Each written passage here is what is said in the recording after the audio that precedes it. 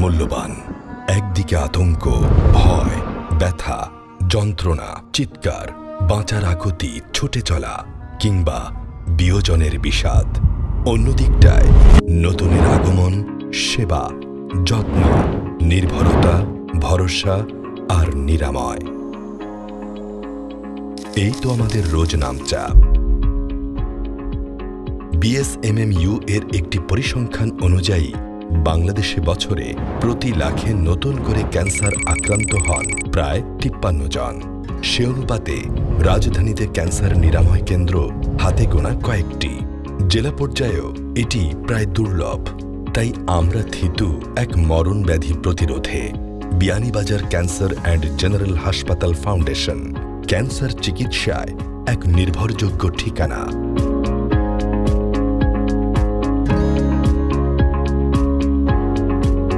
যদিও উপজেলা পর্যায়ে ক্যান্সার রোগের চিকিৎসা কেন্দ্র গড়ে তোলা এতটাও সহজ ছিল না, ২০০৯ সাল থেকে একটু একটু করে আজকের এই অবস্থান।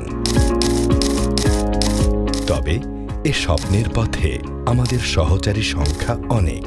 প্রবাসে ও দেশে বসবাসরত সচেতন ও দানশীল মানুষের সমর্থন, সহযোগিতা আর ঐকান্তিক প্রচেষ্টায় ২০১৫ সালে যাত্রা শুরু করে সেবা কেন্দ্রটি, যা উপজেলা পর্যায়ে বাংলাদেশে প্রথম ও একমাত্র ক্যান্সার হাসপাতাল হিসেবে নাম লিখিয়েছে। ২০১৫ সাল পর্যন্ত কাজটা আমরা বাস্তবায়ন করেছি। বিল্ডিং এবং আমাদের এখানে জায়গা, এখানে একটা পুকুর ছিল, সেই পুকুরকে ভরাট করেছি।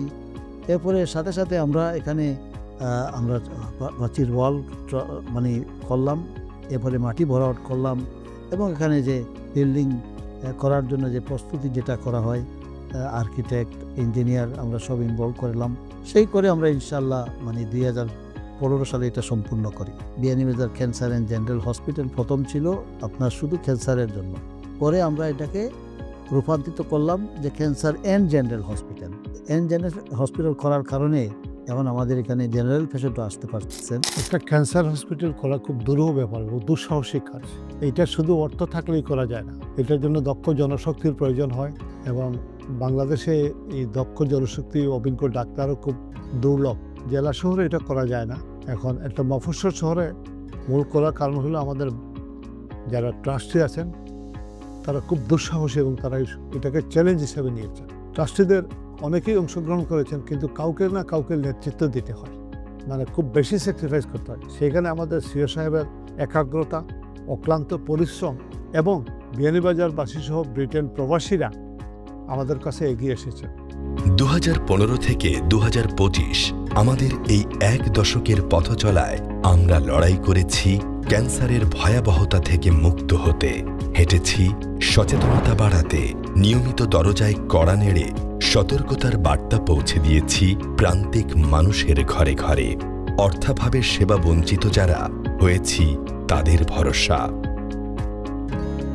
এক অব্যক্ত যন্ত্রণা আর নীরব যুদ্ধের ময়দানে দাঁড়িয়ে থাকা মানুষগুলোর কাছে বিয়ানীবাজার ক্যান্সার অ্যান্ড জেনারেল হাসপাতাল যেন এক স্বস্তির নাম, যেখানে গেল ১০ বছরের সেবা নিয়েছেন ২,৯১,৬৩৪ জন রোগী। যখন আমরা বুঝতে পারি এক পেশেন্ট তার ক্যান্সার আক্রান্ত, তখন দেখা যায় যে হিস্টোপ্যাথোলজিতে অথবা ডায়াগনোসিস দেখা গ্রেড 2-তে আক্রান্ত হয়ে গেছে। তখন তার জন্য চিকিৎসা করাটা খুব দুষ্কর হয়ে পড়ে এবং তারপর আমরা কেমোথেরাপি দিকে সরাসরি চলে যাই।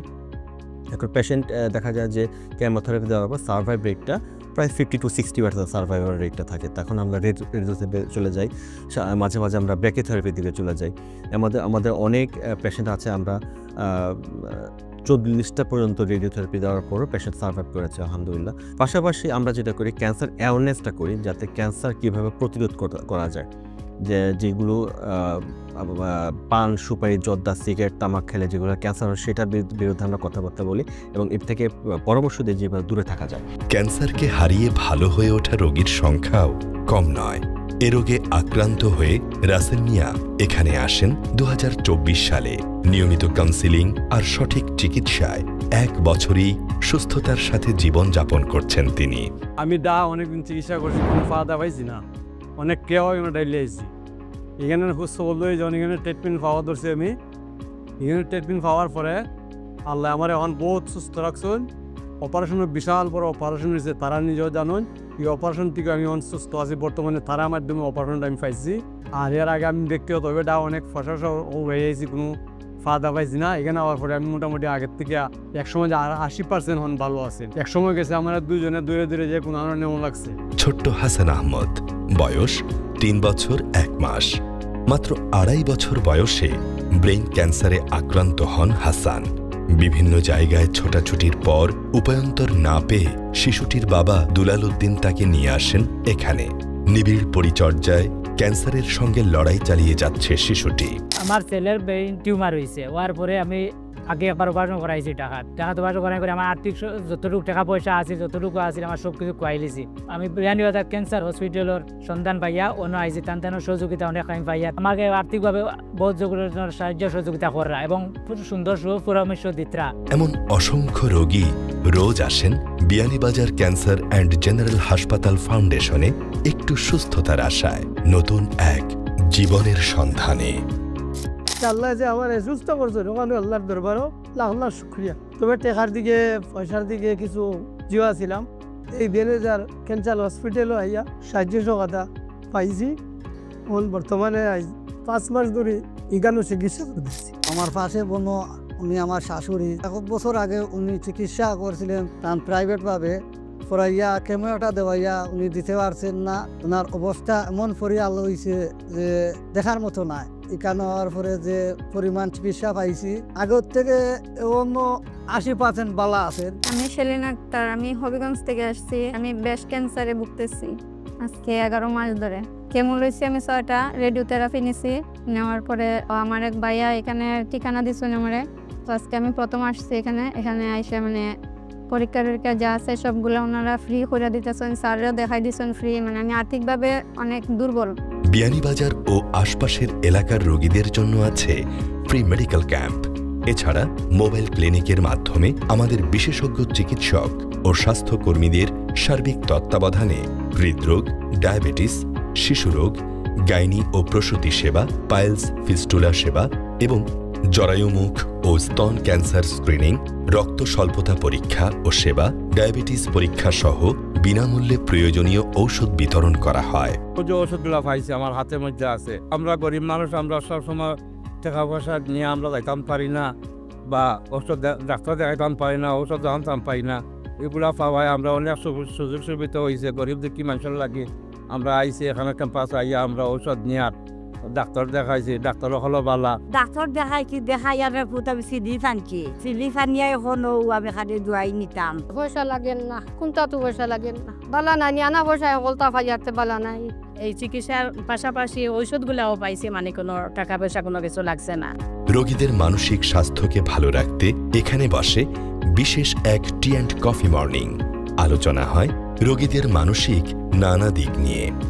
অত্যাধুনিক যন্ত্রপাতি সজ্জিত ল্যাব পরিচালনায় আছে দক্ষ ও অভিজ্ঞ lab technologist, x-ray technologist, cancer marker, x-ray, ultrasound, ECG, endoscopy, colonoscopy সহ সপ্তাহে 7 দিন 24 ঘন্টা অ্যাম্বুলেন্স সেবা ও জরুরি সকল সেবায় আমরা দৃঢ় প্রতিজ্ঞ। পরিকল্পনা রয়েছে ভবিষ্যতে সিলেট শহরে আরও বৃহৎ পরিসরে ক্যান্সার অ্যান্ড জেনারেল হাসপাতালের শাখা তৈরির। এখন একটা পর্যায়ে চলে এসেছে আমরা এক্সপানশন করার প্রয়োজন। কারণ আমরা সেই সুনামগঞ্জ থেকে, সেই অন্যান্য ডিস্ট্রিক্ট থেকে লোক এখানে আসতে হলে সারাটা সিলেটকে আপনার উপর দিয়ে হেঁটে তারপরে কষ্ট করে অনেক টাকা দিয়ে আপনার এই পেশেন্ট এবং তার অভিভাবক যারা তারা আসতে হয়। অনেক টাকা অনেক ক্রস হয়ে যায়, অনেক ব্যয়বহুল একটা জায়গায় চলে যায়।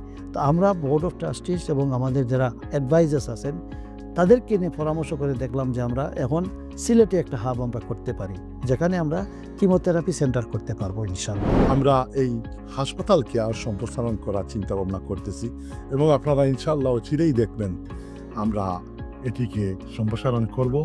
আর এই সবগুলোই হয়েছে আপনাদের উদার দানের মাধ্যমে, আপনাদের সহযোগিতা, আপনাদের ভালোবাসার মাধ্যমে।